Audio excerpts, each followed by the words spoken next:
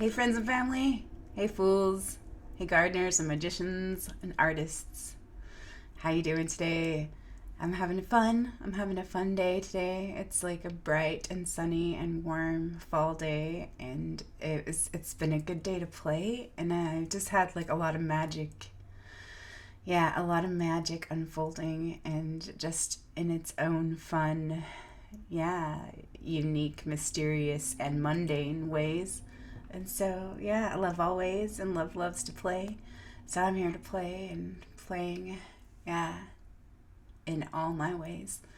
And so, yes, I have my a little card here, Cosmic Mind, and doing my best, yeah, to be aligned with that cosmic mind, because I do realize, like, with some of the messages and some of the really cool synchronicities and just gifts that come through my intuition, and if I'm paying attention, yeah, it's just so much fun, and it is a play of consciousness, and it's just waiting for me to notice and respond. I just keep looking out my window because it's so pretty out there right now. um, yeah, all the pretty colors of the fall, the trees and the mountains and the valley out there, and just the wild place right outside my window, and then there's a pond out there, out yonder. But yeah, it's just, yeah, and a beautiful day to appreciate and take notice of the beauty, the natural beauty, and of the light, yeah, that it's illuminating, and the golden sunshine, yeah, that is warming us right now, and we can take with us into the darker nights, and yeah, this magical time of no time, this time of chaos and order, and death and rebirth cycles. It's so just wow. And I was feeling like a little bit heavy and a little bit uncomfortable, and a little bit uncertain, and just all over the place, kind of scattered in certain ways the last little while, but just kind of going with it, and just like not resisting it or judging it or being attached to like the other side of it, just kind of receptive and allowing, and knowing that there was something there for me. The discomfort was going to help me break through to what I really needed, and yeah, or just allow it, yeah, to break me open and get through to me, yeah, come back to me for clarity, or just with accepting the not knowing. And so playing with the not knowing has been really fun too, in a lot of different ways, and just following my intuition and giving myself permission to relax and take it easy and take a break, and know that I don't have to figure it all out or keep searching, keep seeking, that it's all right here and it's all within me, and just, yeah, show up, be myself, enjoy life, have fun. What's the gift and the opportunity if I'm present right now? And yeah, it's just like, where does the next step lead? Yeah, and just the path being illuminated before me in certain ways, but it's, yeah, following my intuition, trusting my intuition, and asking what's been hidden to reveal itself to me. And so there's been so many awesome synchronicities in, yeah, this continuity. It's just so much, and there's so much love, and there's so much fun and magic in it, and in everything. And that's, yeah, a lot of that is like, how could we not believe in magic? Because that's who we are, that's what we are, that's, yeah, what love is and life is. Yeah, the magic and the mystery always. And it's so great. So, and it's so fun to play. It is so fun to play with this magic, and this magic within me and we, and just in all and through all the interactions and the interplay. And so just the focus and the attention, and that's where my energy's going, are, yeah, kind of flowing.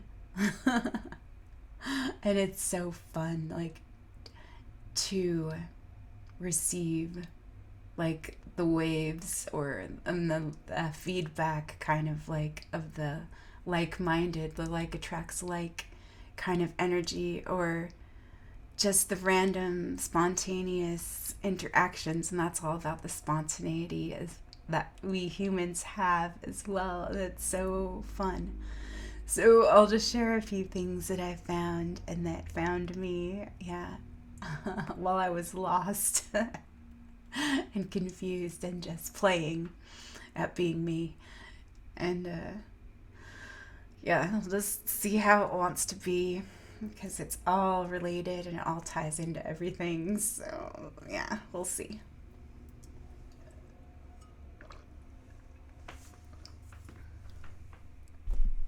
So my last video, it was, I think it was November 1st, and it's November 3rd today. And yeah, it's the Samhain window that we're in right now. And Samhain is traditionally observed, or in some traditions observed, from the 31st to, yeah, or the 30th to the 2nd. Yeah. And then it's the midpoint, actually. The astrological Samhain is around November 6th, but it's November 7th this year. And it's the midpoint between the equinox and the solstice. And so, yeah, that's pretty awesome with the rhythms and the cycles and the seasons right there, and the transitions and endings and beginnings. And Samhain means summer's end, and it's the end of the harvest. So it's the end of the year and the beginning of a new cycle. And yeah, leading us into the descent of the sun, and into the darkness, into the winter, into that time of barrenness. And yeah, there was a time of chaos. Yeah. So it's interesting, all of the things that have to do with Samhain, and all the fun symbols and myths and archetypes that go along with, yeah, this time, the rebirth and the death cycles especially. And so, yeah, I'd been looking at, like, say, the Morrigan, and of course, that just leads me to Bridget. And also, yeah, there's certain connections that all of these, like, principal mother goddesses, yeah, these goddesses of power, yeah, and life and fertility and magic and everything, like, they have so many shared qualities and characteristics, so many similarities and unique, yeah, differences as well. But yeah, some of the similarities are just, oh wow, just so amazing. And so just so fun looking at, yeah, all of these things, like the universal symbols. And yeah, because she holds everything. And so, yeah, oh, it's just so much. There's so much. So wants to be shared about the goddess, and yeah, all she holds, and all that's hidden, all that's been hidden, and all that is being revealed, all that will be revealed, yeah, all that will come into the light of awareness, yeah, and our sight, yeah, our inner sight. But oh my gosh, allow the magic of life to filter through everything and shine a light on the path forward, because it is all magical, isn't it? Yeah, it is. So thank you, magic. And thank you, goddess. And thank you, love. And to illumination. Illumination to all that's been hidden. And that's a big Scorpio theme as well right now. And we have our new moon in Scorpio tomorrow. And yeah, just feeling that energy. And it does feel a lot lighter and brighter today than it has for the last week or so. And so, yeah, I just so enjoyed just following my curiosity and looking into things, and actually, like, just, yeah, doing my thing and finding out certain things. Like, there is certain connections. So in my last video, I was reading a story about the Handless Maiden. It was the stage number 5, the harrowing of the soul, and the author Clarissa Pinkola Estes was sharing about the veil, about what that symbolism meant when the Queen Mother was veiling the young mother and sending her out to protect her. And so, looking at the symbolism of the veil and that kind of connotation of protection in certain ways. And that was super interesting. And also proceeding in another initiation. Yeah, and all of those things, and being initiated into the mysteries and all of those things. And also, I had been working with some Sacred Path cards by Jamie Sands, and the two big ones for that evening and that I was reflecting on was the Great Smoking Mirror and Smoke Signals. And so the next day I was listening to transmissions of a compilation from different wisdom keepers, wisdom holders, channels, and seers, on the Paul White Gold Eagles channel, and getting the energy update about certain things. And from Isis channelings on WordPress, I think it's .net. I haven't gone there yet, but I'm going to check out that site because I really have enjoyed listening to those channelings. And the goddess definitely does speak to me through all her ways. And so what I heard from that was that, the Veiled One, that's Isis's twin sister Nepthys. And Nepthys has been coming up since the autumn equinox for me in a lot of different ways. And so it's so interesting. So Nepthys, her association or correspondence is to the air element of the smoke. And so I thought, oh, that's so interesting. There's a correspondence to the veil and to the smoke, and to air, and to sending out our signals, and also that she is the goddess of silence as well. And so I had to do a little bit of digging to find out some more about her. And so I really super enjoyed what I learned today about her. Nepthys, Isis's twin sister, who is the hidden aspect, and she represents the intuition and the inner knowing and all of that. And so it's so very cool, that she would be connected to the mysteries and to comforting the deceased, and to being a presence in times of transition, and also being connected to death and rebirth and all of that. And so I'll share some things about that and about her in just a little bit. But I was just wanting to share some of the relevant themes for the Scorpio new moon.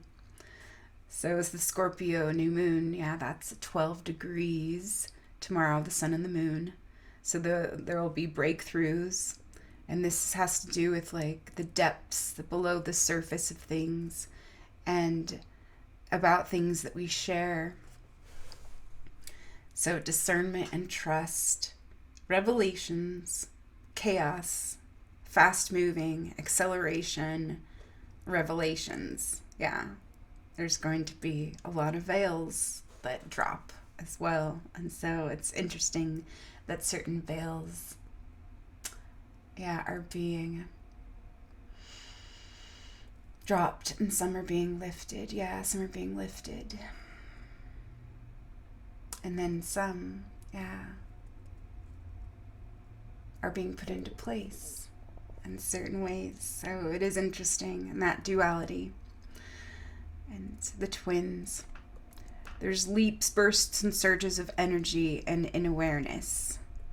Universal spiritual laws, resources, and all we value. There's themes around those things, around universal spiritual laws, our resources, and all we value.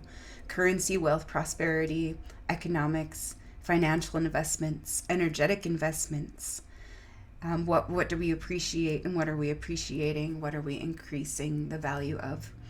Sharing, supporting, contributing to.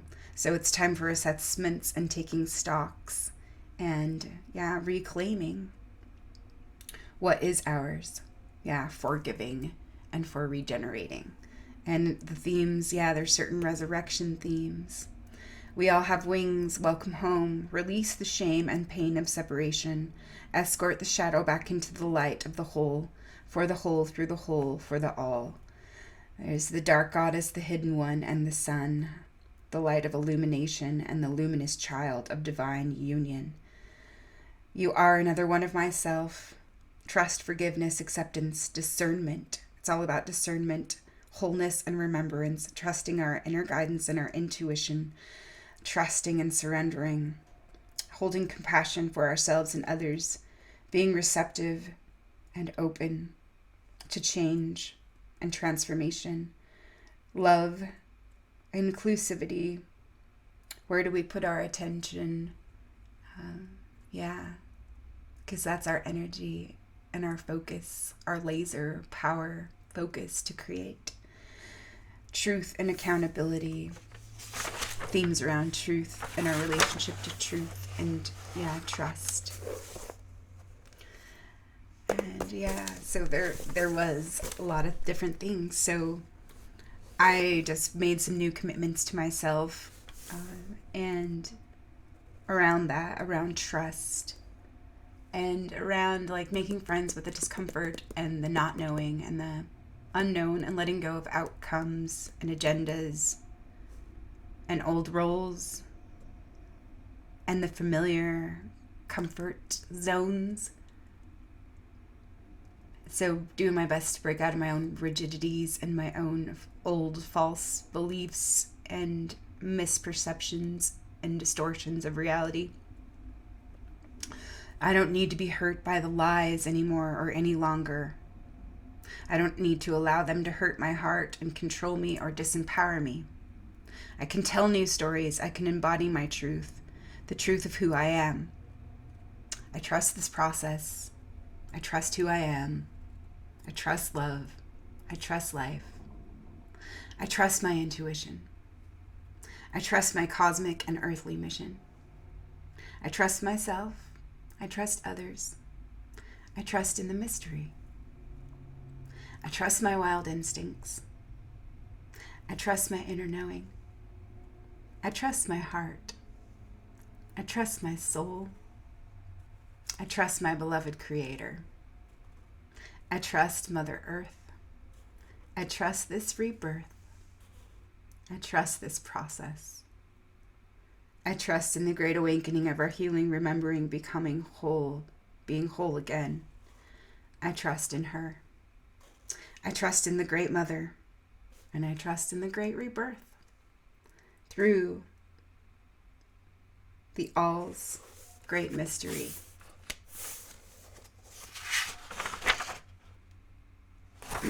So I've had a lot of dreams lately, and there's been some good ones that have come up. And there was an interesting one the other day, yesterday. So all that I remember about that one, it faded so quickly, was that there was a big package delivered, and there was, a sign on it, or a big label on it that said heavy, and it said to open, or maybe it even said not to open until November 2nd or November 3rd. And that's interesting. Something that was hermetically sealed and put into place a few weeks ago, or something like that. I don't know. I know there was more, but it's been challenging to recall and remember clearly all of my dreams lately. So I was kind of thinking, that maybe kind of need some help with that, like to be able to recall my dreams, and maybe kind of break a routine or a habit that's been an evening thing because I've relied on it to be able to sleep, and that's like just enjoying the cannabis and for the sleep effects that it helps me with, and all of that. And so Yeah, but I noticed, though, whenever I take like a little tolerance break or whatnot, that I do and I can recall all of my dreams so much more clearly and all of the messages. And it does seem like, yeah, I get so much from that. And so that's kind of what I'm being nudged to do in a lot of ways. And yeah, to kind of try out some different things like more melatonin and like maybe some PM Kundalini yoga and those kinds of things to help reset my nervous system. Yeah, to relaxation and all of that. Naturally, like more. I mean, not that like yeah, the plants are not naturally, but like yeah, I guess with through my own energy and other strategies, so that yeah, making kind of like a little sacrifice, so that making the room and clearing the space so to receive something new and yeah, that to work in the dream time and all of that. So I'm willing, yeah, to play and practice and work with that. So just some thoughts, anyways, like about that because I do remember certain snippets of my dreams, but I know that they're a lot more clear and a lot more vivid, and I just I do a lot more dream work when I'm not partaking of and enjoying the cannabis. So yeah, just some thoughts, thinking about being making changes and switching up routines. I am willing to let go of all attachments and practice non-attachment. Make the room and clear the space. So what are my clear intentions? Get clear and clear the fears, excuses, doubts, and attachments to security or stability or comfort and false peace. So yeah, just working with those things on in a lot of different ways. And so yeah, and looking at like some of the old resentments that I've had and disappointments and my rigid ways of thinking, operating, and seeing and perceiving. And like one of those big resentments too was like the room that is not being made to accommodate me, because I felt like I would make room for the other person, and I would be resentful or feel resentful when I didn't feel there was room for me. But in the first place, I don't know if I even made room for me, if I even allowed me to be. And so yeah, it was just convenient for me to blame the other one for not allowing me to be in a lot of different ways. And that may have been the case too. But yeah, it was just to help me. It was an invitation to help me realize and see where I wasn't allowing me to be as I was and as I needed to be for me. So that was good to see. And so, yeah, one of those beliefs and that there wasn't room for me. And yeah, that was a resentment or a root cause of resentment. And so the room that was not being made to accommodate me or my beliefs or my ways of being in the relationship. Yeah, to allowing me to be me. And like there's no room for me, and that feels pretty shitty, but I don't need to take it so very personally or believe everything that I think. And I also have felt, that some of them in relationship with me, they don't really like me. They don't really like me right now. Maybe they love me, but they don't really like me. And that's just like, that's uncomfortable. Not to be liked. Yeah, not to please when I'm so used to pleasing. Or like just, being pleased myself, So they don't really like me, or maybe the version of me, or the stick figure character, the false image of the cutout that they see or perceive me to be. And that is less than ideal, teehee. Silly being so silly. And that's my idealist who wants everything to be like just so, and it's like this fantasy that's in my mind of like how it should be and it could be. And then it would be so beautiful. But it's just so funny. Like those false like overlays, like, I think they're just kind of programs and, funny astral specters of something, fantasy related, related to the perfectionist and that like Stepford wife archetype or something. We'll have to look into that more. But it's just fun to play with this. So I know it just gets to be what it is, and it's really okay because I know we all love we. And I know they love me, and I love them. And it's just sometimes it feels less than I want it to be. But I know they're enough, and I know I'm enough, and I know we're enough, and this love is enough. So it's just hard sometimes to be able to talk to them openly and genuinely and authentically. So I don't know, maybe just let go and allow it to be all that it is and it gets to be. And just listen for insight authentically, listen for deeper understanding, listen to hear and receive love speak, and listen, be here, open, receive. Allow the discomfort and respond and release.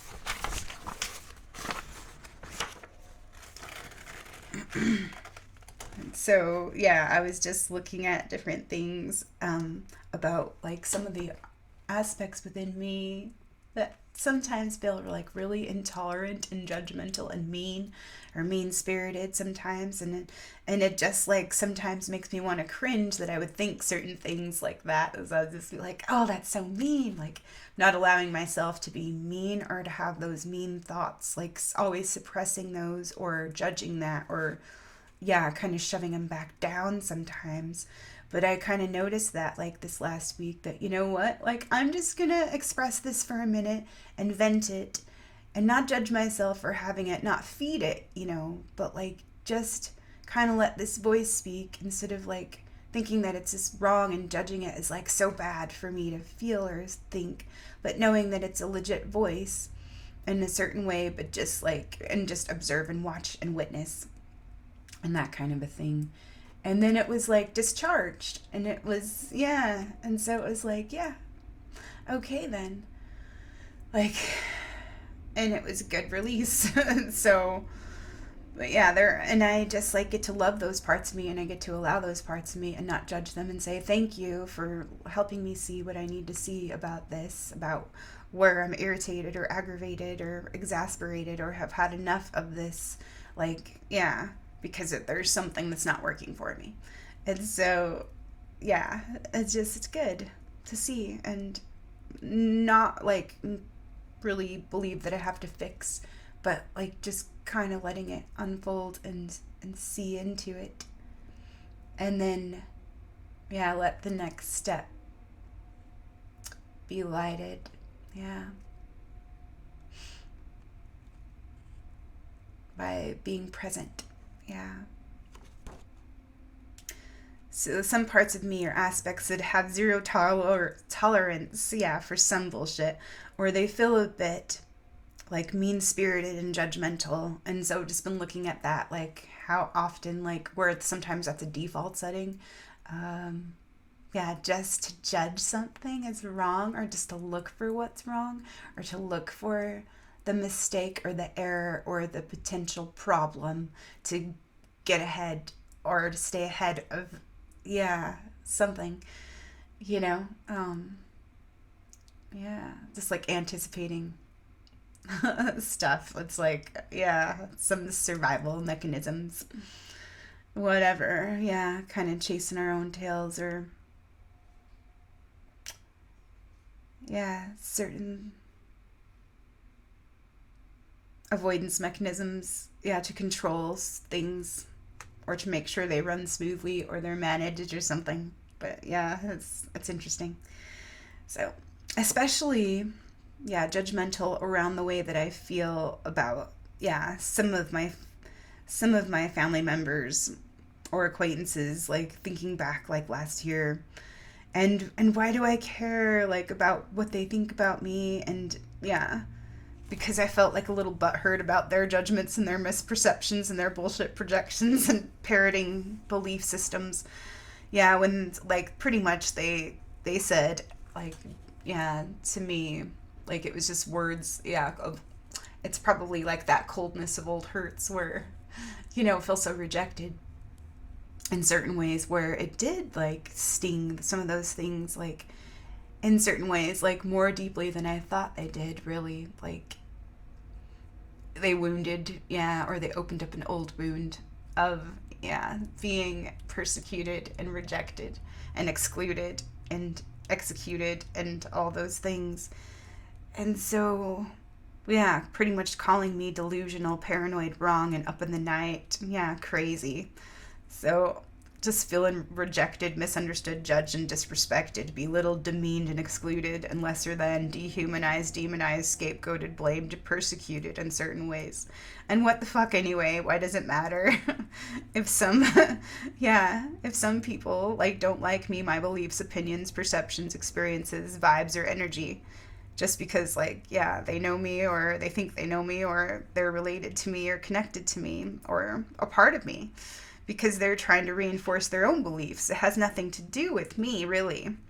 So their beliefs are, their own opinions, programs, experiences, and even baggage. Emotional baggage. And it's their own to sort through and keep. So it doesn't really have to be about me, or need to be something that I agreed to, or I need to be against. I can let all of that go. I don't need to win the game of one against. I don't even want to play or engage in that, or on that false field of there's only one right way. So I thank my feelings and my energy for helping me to see what is ready to be forgiven, blessed, and released, surrendered, integrated, and freed. So all the parts of me that felt unloved or unloving, evil or unworthy, not enough or wrong for me to be full, true, whole, and free. That's my devil complex, or that demon complex. And I never really thought about it like that until I was reading, that part, number 5, stage 5, the harrowing of the soul, of the tale of the handless maiden and women who run with the wolves. I thought about the outsider and, the scorned one and those things. But I never really thought that was, a devil complex. And so that was super interesting to see, and to see that. So it was being bad, wrong, wicked, false, and dangerous. And those, were the things, the perceptions that I was trying to, manage. Please don't see me as wrong. Please don't see me as bad. Please don't see me as wicked. Please don't see me as fraud, or false or dangerous, because of the shame, pain, guilt, regret, degradation, grief, and humiliation. And the danger, that it brought to me. And so the remedy was forgiveness and acceptance, love and higher perspectives, gratitude and respect for all the whole lessons, in remembering all I am, all we are, all she is, and all thou art. So just looking at those, just from looking at that little, stage, and just receiving that, being drawn and guided to look into that, receiving it, and then it gives me so much more, that contributes, to this tapestry, and this inner map of the world that I see, because of the ways that I saw me and the ways that I was worried about being seen in certain ways. So it was all about seeing and focusing too on how am I seeing rather than how am I being seen. And so fun, really. And illuminating, eye-opening. So, I'm allowed not to like everything. I'm allowed. I don't need to like all others or their energy, or their choices, or their ways of being who they are, or who they are playing at being. And it's not personal. It's just, preferences and opinions and all of those kinds of things. But don't let my preconceived notions, block me from seeing other things. So I'm free, we are free, love is free. They are free to live their lives as they choose to be. False, true, awake, or asleep, whatever, however, and all that they be. It's not up to me. It's not about me. I am responsible and I am accountable to me. I release them, I forgive them, and free them to be. I don't need to please them. I don't need to agree. I let go of resentments, expectations, and old beliefs that I must sacrifice my life to be worthy or please them to ensure my security. I'm willing to face and confront the whole truth. I'm willing to own my responsibility, my fertility. Awesome astrology dances and transits, archetypal themes, acceleration, quickening, opening, expanding, ascending, descending, merging, dividing, unifying, contracting, repelling and attracting, choosing, creating, celebrating, engaging, joyfully participating in the sorrows and delights of the world, life, death, rebirth cycles of growth, life, and creation, super galactic celebrations.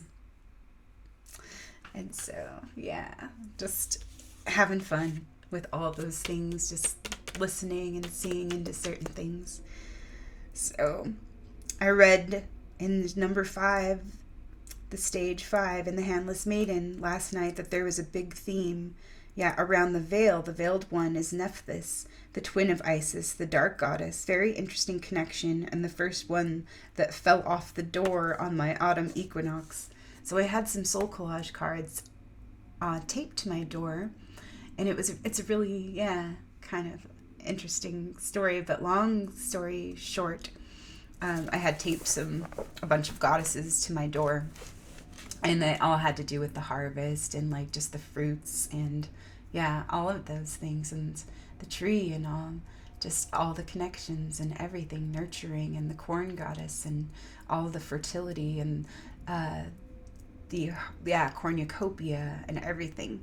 And so it was a soul collage card that I had made of Nepthys, and it was a white background, and then there was a cornucopia taped to it and everything, and in the middle of our circle, she just kind of like fell off the door, and it was just like one of those moments where it was humorous, like, what's that about? There's a message there, but it was Nepthys, that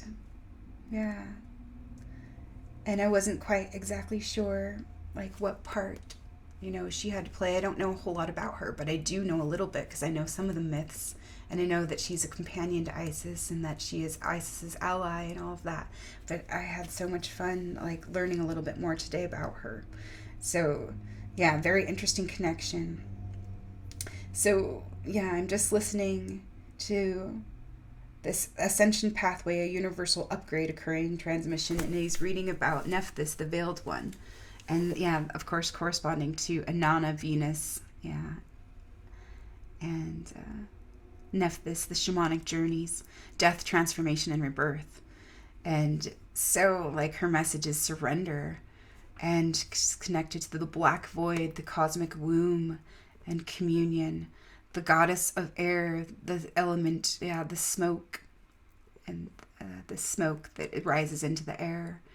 The phoenix, resurrection, alchemical transformation, initiation and rituals, the one who parts the veils of illusion, weaving a new storyline, the guardian of magic, and also, it has to do with sacrifice. She's a medicine woman and a healer, and a priestess and a healer, the oracle and seer. And so I thought that was so much fun to see that yesterday, and then like just kind of follow some curiosity and some nudges today. And so there also was some really fun things, some other stories that came up, and they were just so great, and I had so much fun. So it was just a beautiful day of magic. And that's what I wrote. Like, it feels like magic is in the air today. It does feel like a magical kind of day. The crisp morning air, the soft blue of the sky, the smell of the leaves, the sunshine, the feel of hello and I love you goodbye. So I'm thinking about the Veiled One, the Hidden One, the Priestess, the Keeper and the Knower of the Mysteries, the Initiate, the Veil and the Initiation, the Maiden, the Crown, the Marriage and the Coronation, the Sovereign Nation, Sovereignty, Community, dwelling deeply, interdependently, holistically, organically, authentically, in harmony together, Light and Shadow, Maiden, Mother, Crone, Sisters, Twins, Reflections, Hathor, Isis, Nephthys, Sekhmet, Parvati, Kali, Durga, Mary, Bridget, Morrigan, Demeter, Persephone, Saraswati, and Hecate. So some fun stories and some songs to play with. Icarus and the sun, the donkey and the maidservant, the mistress and the importance of gourd crafting. Knowing our own power, but knowing our limitations so that we don't get swept up, carried away, and fucked to death. LOL. Oh my god, that was so great. So there's some really great stories about the value of knowing our limitations, like knowing our power, but also knowing the limitations that we have and respecting those limitations as well. Respecting our potential and our power and our limitations, our weaknesses and our strengths. And yeah, seeing things as they are in different ways. Yeah.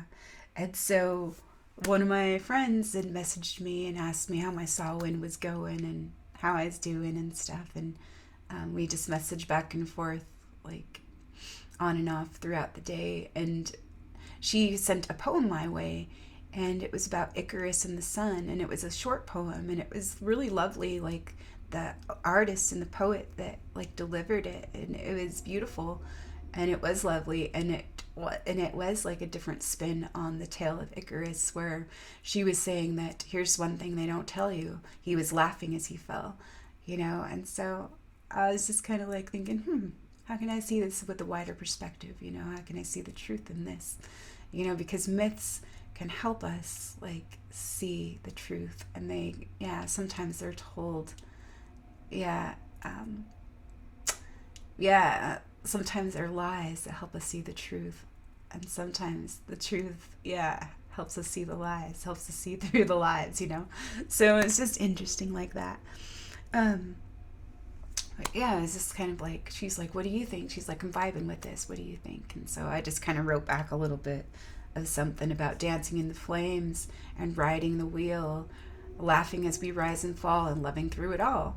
And it's just like, knowing that light and shadow and joy and pain are all part of the same thing, and unifying those things through inclusivity and through acceptance of all things and integration of the light and the shadow, the light and the dark, and harmonizing and balancing and walking in that beauty, but knowing that life is terrible, beautiful, and amazing, and not to cast out like the dark things that we don't like about it, or that we're afraid of, or that we were told were bad or wrong, or that we're judged as unacceptable, and all of those things that continue like this tragic song of separation and suffering, and so it makes me think of the Medusa Sadhana that's happening right now, November 3rd, for 21 days, and that what was shared about that was that we're in love like with the light, and we kind of denature and degrade like earthly life and devalue like our own bodies and our own self and our own like intuition, magic, inner knowing and power that we have to create, because we think it's somewhere else and not right here. And the dark goddess like can help remind us. And so I was like, that's so great right now that like that Nepthys was coming up, and the Veiled One and the Hidden One, and and all those things, and the mysteries, all those things. So but my friend that texted me about Icarus and the sun, and through that poem that was shared, and I was just like, oh, that's interesting, because I hadn't thought about that in a little while, but it is a good one. And so I asked her, oh yeah, it's an interesting myth. Do you know it? And she's like, yeah, I'm familiar with it. I know of it, but I'm sure you have a good insight on it. And so it just kind of made me think for a second, like, and just like, okay, I'll just, yeah, see what comes through, what emerges, like, what is my take on it? I don't know. Let's see. Let's play with this for a minute. And just started, streaming something in about it. And so it was really fun to see that, to see the wisdom emerge, from this interplay, between my friend and I, between me and we. And so, I was like, ooh, this is a gift for me to receive. This is something like that I get to offer, but I get to receive as well. So it's like the giver and the receiver is one too.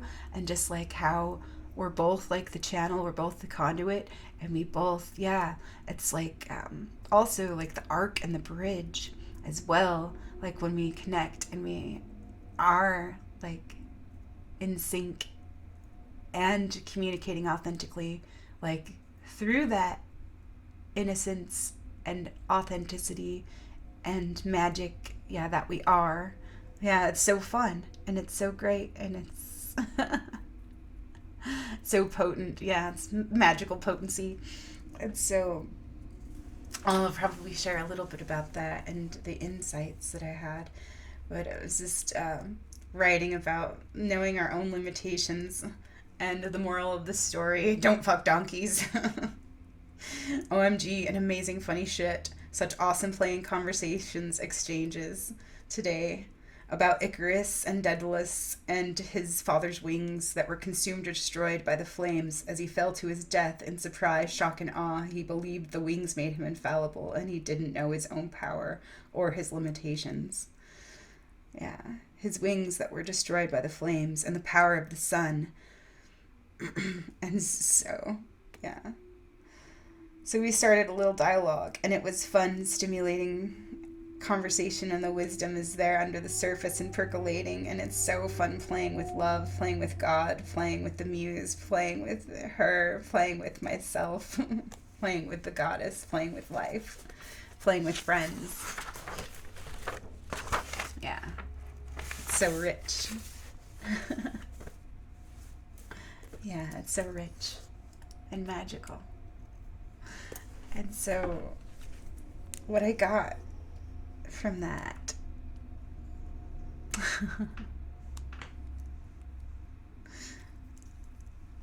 this is some of what I wrote to her. Well, maybe I don't need my glasses. That's fun. The veils are thin and things are extra strange, and that's really saying something considering these times of batshit strange. Life is magic, beauty, and mystery, love always. So I'm not doing anything particular. I'm just embracing my own chaos and my soul's whisperings and inviting joy into my space. Dancing in the flames, riding the wheel, and laughing as we rise and fall, loving through it all. And that's all. Just magic. The magic of being and being present and being curious and being engaged and willing to play. Showing up. In and through all our ways. So the myth of Icarus is interesting. His father constructed and fashioned his wings, but warned him not to get carried away and fly too close to the sun. He was swept up and he ascended higher and higher, but it was too much for the sun. Of Daedalus. The wax melted and the feathers burned. They were consumed by the flames and the power of the sun. And he fell to his death, shocked and surprised, because he had believed he was infallible with his new wings. He could fly. I believe it's a great story to help us understand the value of knowing our human limitations that are gradually transcended through the purification of the ego and the harrowing of the soul. So it's like the development and strengthening our connection to the divine will force, as well as harmonizing and balancing the dual currents, the emotion and intuition with logic and reason, for the internal alchemical union through the self's integration and the sacred marriage of the whole, the light and the shadow.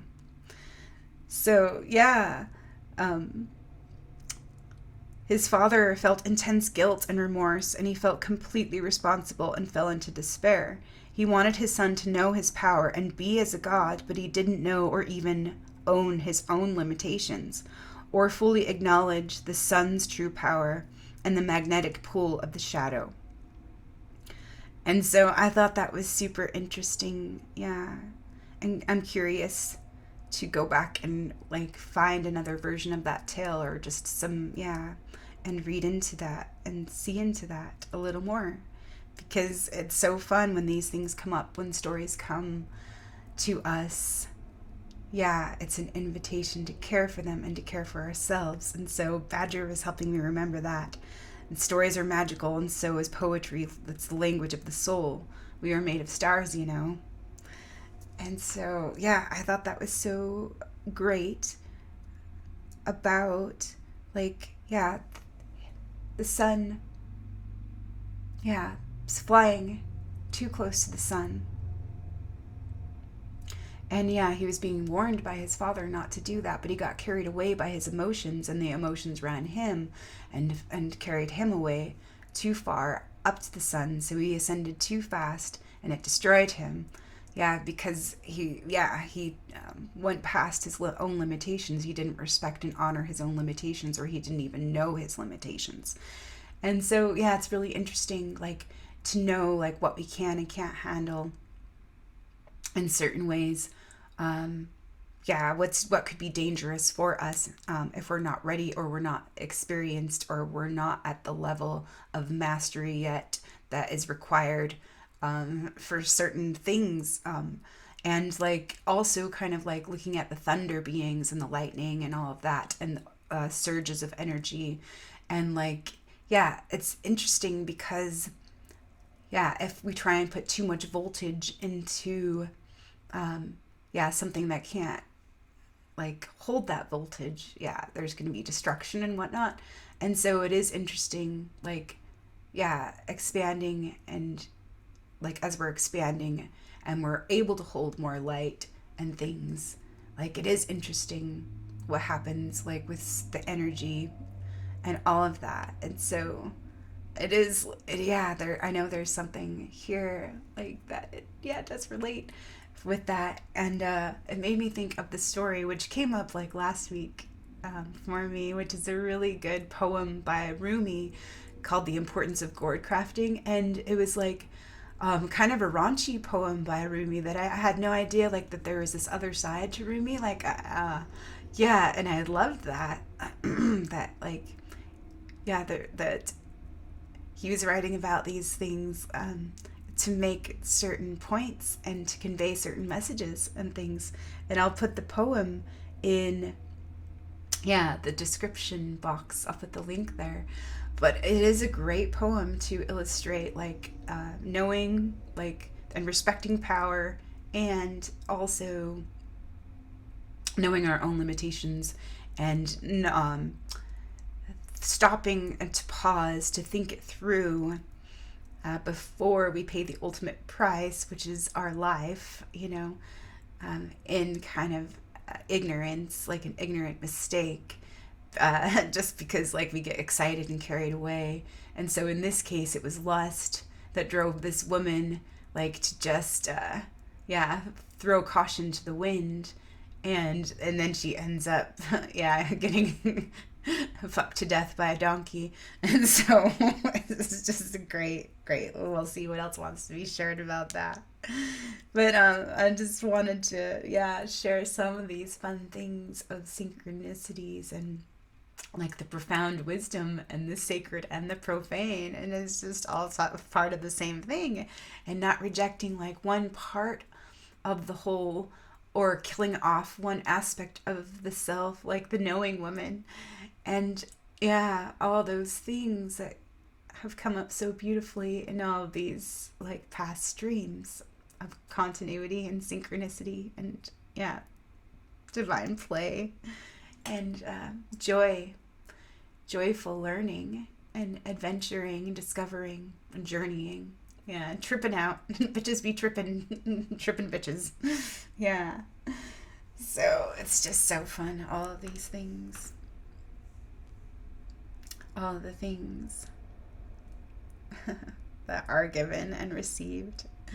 And so I shared that poem with my friend, yeah, just because it was related and it came up, and I was just like, oh, I think you'll love it. And she was just like, oh, I love that part. Her vagina was glowing like a nightingale, and she's like, ooh.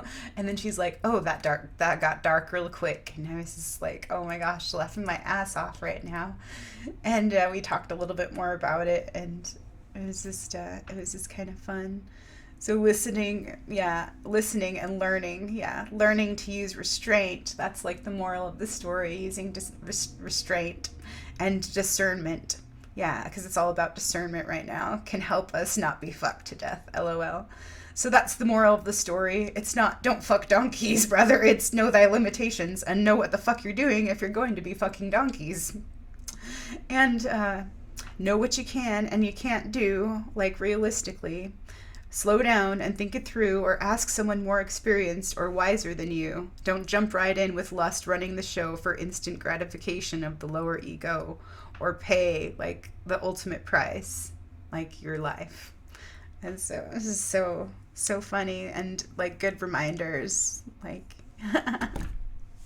yeah, like stare into the abyss and jump, like be willing to jump and trust that you can fly, but also like know when to discern and follow that inner guidance and the instincts and that inner wisdom, that inner voice. And so it is all about that right now.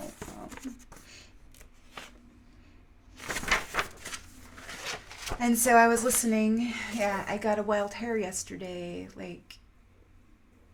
just to listen to some 311, and it's been a while since I've listened to that, and it was so fun. All the songs that like I was drawn to, and I was like listening to the lyrics, and I was like, wow, this is like freaking amazing, like alchemy theme music right here, like, and go get her music, like inspirational, like, yeah.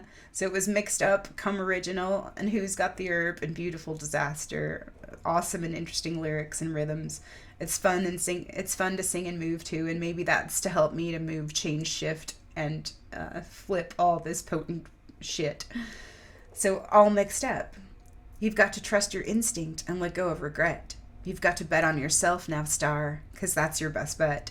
Fuck naysayers, because they don't mean a thing, because this is what style we bring. It's morning, but last night's on my mind. There's something I need to get off my chest, and no matter what may come to shine, the dream will always be mine. All mixed up, you don't know what to do. Next thing you turn around and find a person, it's you.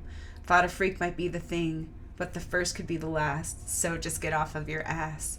All mixed up, you don't know what to do. Next thing you turn around and find a person, it's you. Thought a freak might be the thing, but you know this will pass, so just get off of your ass. Like busting it in on a session when you got to call it quits. Sick bit, you just can't quit. Fact you don't even know makes it fully legit. Keep me coming, there's a gal that will kill them stunning. Keep me coming, there's a gal that will kill them stunning. Yeah, I love that though. This just can't quit. The fact you don't even know makes it fully legit. Love that. Like, that's one of the best parts of the song. And why'd I try when I knew it was no? And why'd I try when I saw it was so? But save it for late, 'cause we should just let it skate, 'cause the waiting is feeling fine. The waiting feel is fine. So, watch me now with the wicked and wild, and I said, sick bit, I got to have it. Like busting in on a session when you got to call it quits. Sick bit, just can't quit. Fact that you don't even know makes it fully legit. You make me nervous, throat dry, my brain is empty, don't know why, but I saw you doing something which is truly nothing, and you could bust me out all day. Many moons since last I saw you, many moons since first we did the do, many moons. And so, yeah, I had like a lot of fun with that song, like yesterday and today, and it's just like so great, like just all these things and magical and the magical and mundane. Just appreciation and fun and joy and receptivity. And then there's the come original. So you got to come original, and it's all about originality and your own style, trusting your own style and your own thing. Come original, you got to come original. To come original, it ain't nothing strange. You gotta represent, you gotta come full range. Full range of emotion, full range of styles. When you come to town, you'll have them coming for miles. All entertainers come original, because when the lightning flashes, sweet electricity, all the world then stands revealed with the clarity of raw voltage. Briefly we see, and the hope is, you'll be able to tell just what dope is. This is not a test, there's no time to mope. How you gonna cope with radioactive isotope? And boss DJ illness upon you now quickly, infecting you fast upon the airwaves. This message brought to you by the So Large System. Activate and attune yourself with meditation and green plants. They've got mad life, they're sentient, they're beautiful as you, and they like to dance. 1, 2, 3, 4. Everything we do, we gotta come original. Put your hands up in the air and prepare for battle. Sit upon the rhythm like a tire upon a rim. And that's the wheel. We do it nonstop, and then we do it again. Some of them whine and some of them bitch. They cannot do it, never switch. Come up from the heart and delivered with a wild pitch. Sit up on top of the rhythm like a wild stallion. This is the ruling system. And they're talking about intuition. You gotta come original. You know it ain't easy. So originality, inspiration, courage, and receptivity, creativity, trust, faith, pleasure, joy, authenticity, lightness of being, freedom, self-expression, surrender, believe in yourself, live your truth, honor your voice. The fact you don't even know makes it fully legit. The magic wonder of the mystery, all of this. And then, I was inspired to write some things down. I have a friend who had sent me some little memes, and I love memes. It's one of the things I miss so much about social media is like some of that, like the art and the soul food and the memes. All the memes, there's so much that a meme holds, just like a picture is 1,000 words, So eventually everything connects. Eventual inevitability. So be like a tree, stay grounded, connect with your roots, turn over a new leaf, bend before you break, enjoy your unique natural beauty, keep growing in all directions, multidimensionally. Truth does not mind being questioned. A lie does not like being challenged. So truth does not mind being questioned, and a lie does not like being challenged. So Nepthys, the silent goddess of the shadows, silent protection or the witness, the unseen, or the as yet unidentified gift or promise, the western horizon, death and the afterlife, the cobra goddess of Lower Egypt, the dual goddess, duality, sovereignty of women, women sharing power. I have come so that I may be joined to the two sisters and be merged in the two sisters, for they will never die. I love that. That's what I found today. And I'll put the link to that article in the description box. So I have come so that I may be joined to the two sisters and may be merged in the two sisters, for they will never die. Mine are Isis and Nepthys, the two fair sisters. May your doubles be joined in peace. In life, Isis and Nepthys can also help us achieve a healthy personality where all aspects of the self are integrated rather than working destructively against themselves. The scribal goddess, Seshat, might have been an aspect of Nepthys. Nepthys has collected all your members for you in this, her name of Seshat. The logical lady of lists, mysterious aspects of the afterlife and shamanic roles, as well as secret teachings of the house of life. She is an ancient pre-Dianistic goddess. Nepthys is the mistress of the West, the protective funerary goddess for all the deceased. Mother of Anubis, she is the devoted companion to Isis and Osiris, and comforter to the bereaved. Nepthys is a goddess of boundaries and transitions, of dawn and dusk, of the borderlands of birth and dying, a liminal goddess of the twilight and the in-between places. Thus she is able to help and assist both deities and people as they pass through the critical times of birth and death, and to support those who mourn. She is the bridge. She was referred to as the end and was considered the extremities of the land as well as the boundary between the fertile land of Osiris and the desert of Seth. Her productive liaison with Osiris was equated to the Nile inundation at an unusually high level, which flooded and fertilized normally unproductive land. The concept of Nepthys as the end or the edge does reflect some aspects of her character. Nepthys is that which is below the earth and non-manifest, while Isis is that which is above the earth and manifest. Isis and Nepthys represent the things which are those that have yet to come into being, Isis and Nepthys represent the things which are and those that have yet to come into being. Nepthys is the concealer, good at concealment or concealing things. I hide the hidden thing. She protects not by strength and confrontation, but by confusion and invisibility. Hidden are the ways for those who pass by. Light is perished and darkness comes into being. Nepthys is inner knowing. Nepthys is enigmatic and nebulous, not easy to pin down. Isis speaks to you and Nepthys calls to you. Isis appears as the clear instruction and Nepthys as the haunting, evocative call that tugs at you, but you don't know why. Nepthys complements Isis by representing the mysterious and unmanifest, but she cannot be defined purely by her relationship to Isis. Should anyone be purely defined by their relationships, as each person is both an individual and part of a larger group, part of a larger whole? Interesting. Is Nepthys overshadowed? The Egyptian word for shadow has connotations of protection. With people, as with plants, a lot can be destroyed, manipulated by ruthless overexposure, because the sun does have a destructive quality to it, and that is very interesting as well. And so, it is just that power. It can be used for creation and destruction. And that's dual. So it's interesting. It is possible to have a fulfilling life without having a high public profile or a high status position. It is possible to work alongside someone who is in a supportive and caring role without losing your individuality. As below, so above. As above, so below.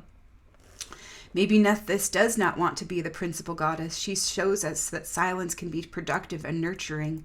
Nepthys is enigmatic, calling us on to things not easily discerned. A goddess of intuition and patience, a quiet goddess whose ego is in check or under control or mastery. Nepthys is a goddess in her own right who is closely bonded to her sister. She has her own wisdom, both practical and otherworldly, but most importantly, she genuinely cares for and supports Isis and never tries to usurp power for herself. Divide and rule is a valuable tool of patriarchies, so it is pleasing to see the dual gods, Horus and Seth, forever at each other's throats, while the twin goddesses support and complement each other. And this is from the goddess pages. It was Nepthys, the silent goddess of shadows, posted by Leslie Jackson. And that was such a great article. And those were just like a few of the notes that I took about that. And it was so much so magical and great for me to see that today and how it connects and relates to so many things that I'm working with and playing with right now. And so, super appreciated. So the veil, the crossroads, the in-between, the void, the silence, the center still point, air, smoke, prayers, messages, wisdom, secrets, revelations, gifts and shifts, changes and transitions, transformation, initiations and integration, the secrets and the mysteries, alchemy, stories, art and poetry, all magic. And then there was, something so fun that I got to look at in my Rumi book that I picked up, The Essential Rumi, because that poem, The Importance of Gourd Crafting, was in there. And I just flipped open the book though, and it was to page 120 and 121. And 120 was an Egypt that doesn't exist. And then page 121 was Chinese art and Greek art. And I loved that poem so much. And it's from a section called Art as Flirtation with Surrender. Art as Flirtation with Surrender. And so that was so super fun to receive. And so, a lot of the animals and the animal companions, the animal totems, animal spirits that are coming up. Eagle, deer, koi, phoenix, snake, stag, and gnat guardians, seers, protectors, knowers, liberators. Vulture, scarab, butterfly, crow, raven, hawk, badger, healers, leaders, priestesses. Owl, dog, wolf, bear, turkey, buffalo, the bull, the dragon, the scorpion, the centaur, the unicorn, and again the phoenix, of course. Earth, smoke, air, wood, fire, and water. The devil, the witch, the angel, and the healer. And the queen, the maiden, and the mother. Tree, forest, fruit, orchard, blossoming apple tree, Venus energy, Scorpio, new moon, that which is hidden, illumination and visions, that which is hidden sometimes in plain sight, the sacred union of shadow and light in the cauldron of creation. Andromeda, the Pleiades, Venus, Neptune, Polyphemus and the Odyssey, Odysseus and wandering, and yeah, all the fun, magical things, all the love I get to choose for me. So I read on just a little bit more from the last part of the Handless Maiden, from that stage 5, the harrowing of the soul, because I wanted to read more about the veil and go more into that as well. And I finished, there was only like 2 pages left of that, and it was just so incredible. And I also was looking at some things around the veil, and I am going to need to go in and look more about smoke as well. And I know smoke is used to bridge heaven and earth, or the earth and the sky, and be that bridge and that conduit. And it's just that just reminds me of the Mother Ark and the Messenger and Iris and the rainbow. And there's just so many things that bridge land and sky, or land and sea, and all those things. And it's just wow, amazing and so much fun. All of it for me, just to be with and to receive. All these things that really connect and are part of the whole. And they have so many connections. So everything connects eventually. And so we came across this article that I've only read the very first iceberg tip of it. And so I'm going to get into it in a little bit, but I wanted to share this first little part of it, the veil. So this is hidden truth with truth hidden. Hidden truth within truth hidden. The esoteric veil from Isis to Moses to Mary and the Catholic Renaissance lie. By Ralph Christian. So the veil represents covering in the open, but also found itself misused and hijacked for repurpose as an esoteric roadmap to great deceptions. Veils are mentioned many times in the Bible, both literally, figuratively, as both a protection and a blindness to truth.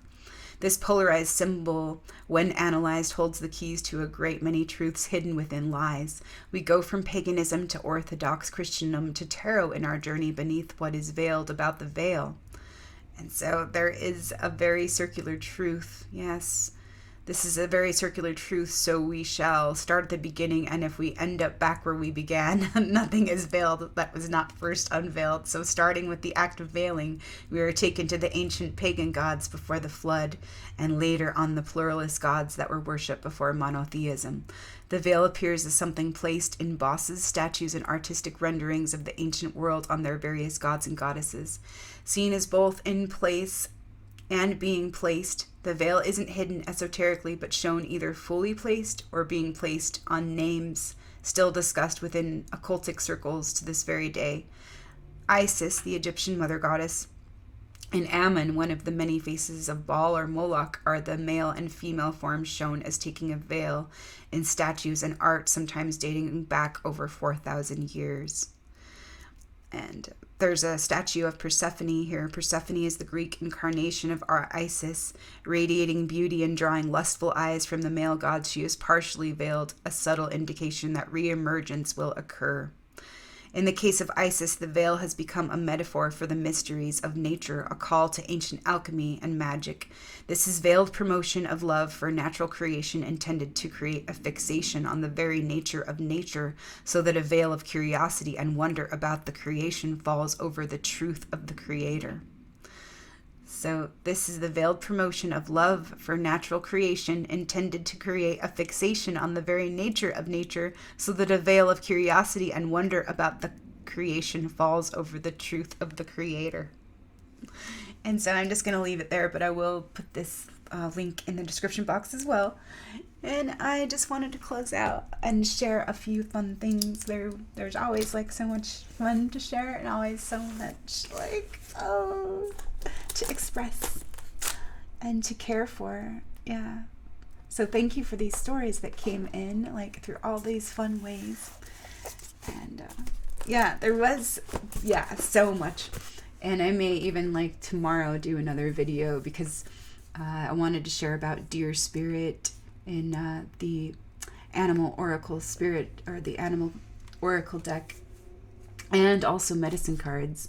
And that Rumi poem was so great. And then the last 2 pages of number 5, stage 5 of the harrowing of the soul of the handless maiden. But I was just gonna share a couple paintings that I did a couple days ago with a friend that asked to come play. And so I'm glad she did.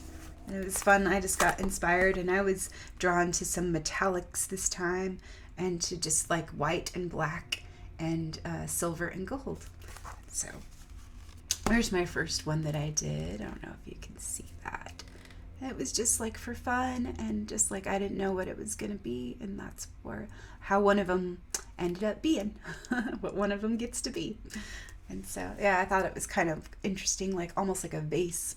Almost reminds me of a vase and its fluidity, and and this dark, the dark void holding it, and the light, coming up. And this one, reminds me of a tree. Totally reminds me of a tree. So it was really super fun just to do some metallics, some bronze, some gold, silver, copper, white, and black in there. And then this is, another one that just got to be what it gets to be and what it is. And it also has like a feeling of fire and water to it as well. So, and earth and air, maybe. It's all the elements, maybe, huh? Yeah, that's fun. And so, I love all this magic and all this like that's being cleared, and it is like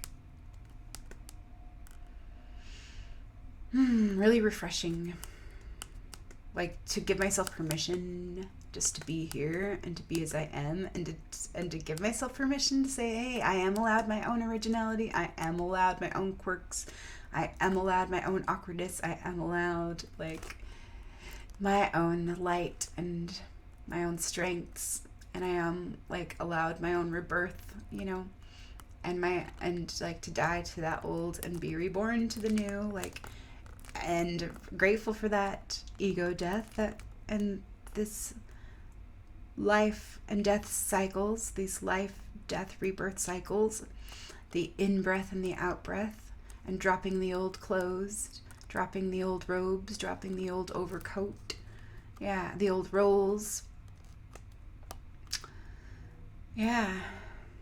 claiming sovereignty and knowing I am free because I choose to be, and the value and essential part in the whole forgiveness plays, like to make the room and make the space, and compassion for all beings and all we've been through, all we're going through, and all we've overcome, all this suffering, and knowing that there's a light at the end of the tunnel. And it's so great as well, like kind of seeing that dual nature and making the room, making the space. And it's so fun because I actually do have like some fun like little example about that, and some fun little stories and things. So what wants to be said about this? Okay, so my husband, he's been preparing for a show. He used to play in a band, like a kind of a heavy metal band, back in the day, like 20 years ago. So this is their reunion show this weekend. So he hasn't seen these guys or played with them for 20 years, and they're back in town this week. And it's just been a fun practice play week for him, like to prepare for his show and stuff. And it's been fun, like these last couple months, because to have music come back into his life, because it was a big part of his life. And and it's just really cool, like getting to know another part of him that I haven't seen before. And he hasn't shown me until now, and I haven't even seen like the full character that he's gonna play this weekend. So that's on the stage, on the outer stage. So it's really awesome to see him passionate and having fun and enjoying music again and all those ways. And even though he doesn't really listen to like that music, and it's not his genre or his style anymore, it's still fun because it's just paying homage to like what was back in the day, and also seeing how much we've grown and how much we've changed. And so it is kind of fun, those kinds of things. And so with this persona that he plays in this band and the music that they play, it's it is heavy and it's not my cup of tea, but I'm going to go support him and enjoy it, and be there for him and show up anyway, even though it's probably, it's not my kind of environment or my thing anymore, but it's it's going to be really fun because, it's just something we get to go play with and go participate in and share, create and receive, And so it's really fun to see the contrast of who he really is and who he gets to play at being, in certain roles and certain ways. So with his character, they used to go full on makeup and costumes and play this persona, and it was all about channeling that rage and angst and hate and all that kind of because of the rejected and the dark goddess being scorned, the scorned one almost, being angry, being that angry. And that's kind of why teenagers are drawn to that sort of music and those things. But it is awesome. But it's just so fun to see him and playing that character. And then seeing him last week as we're making a baby quilt.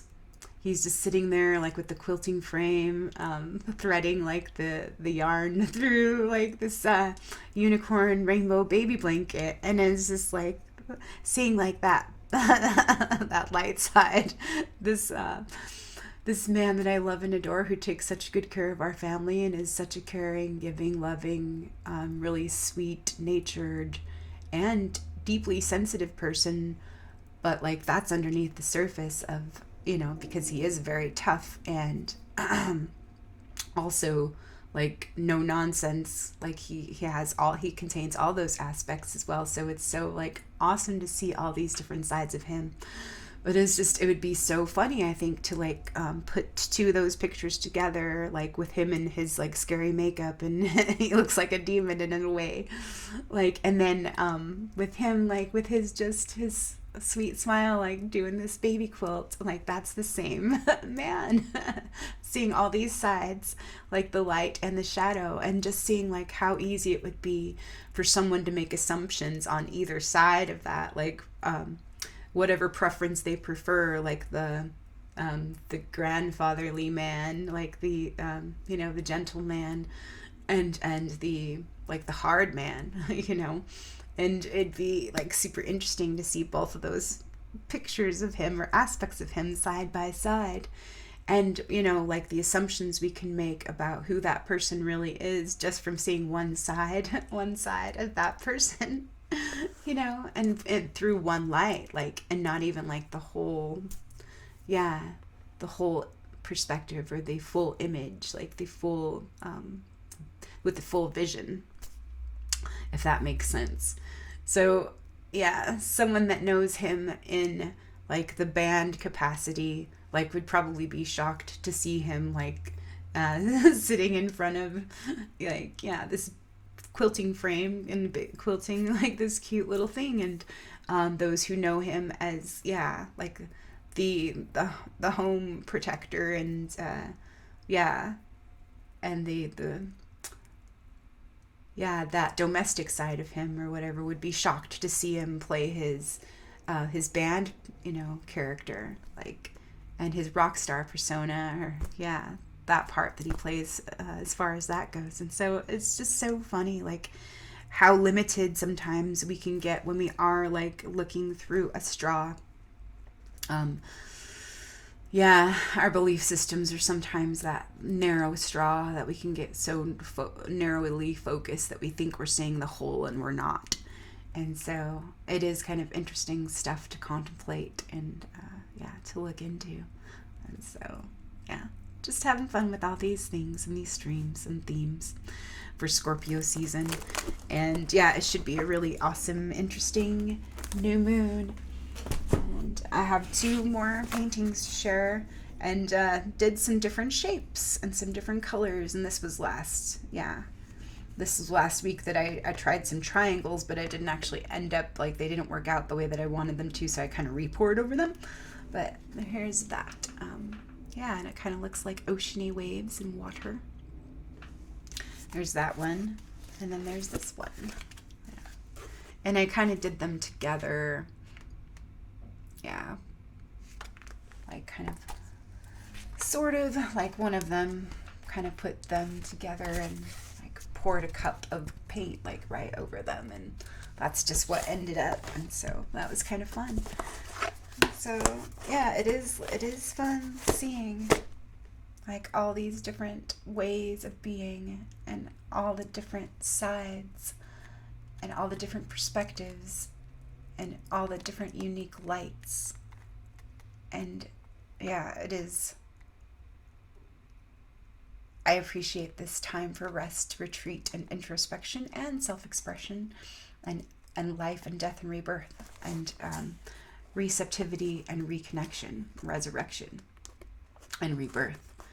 But there is melancholy because of what is dying and what is collapsing and what is falling away.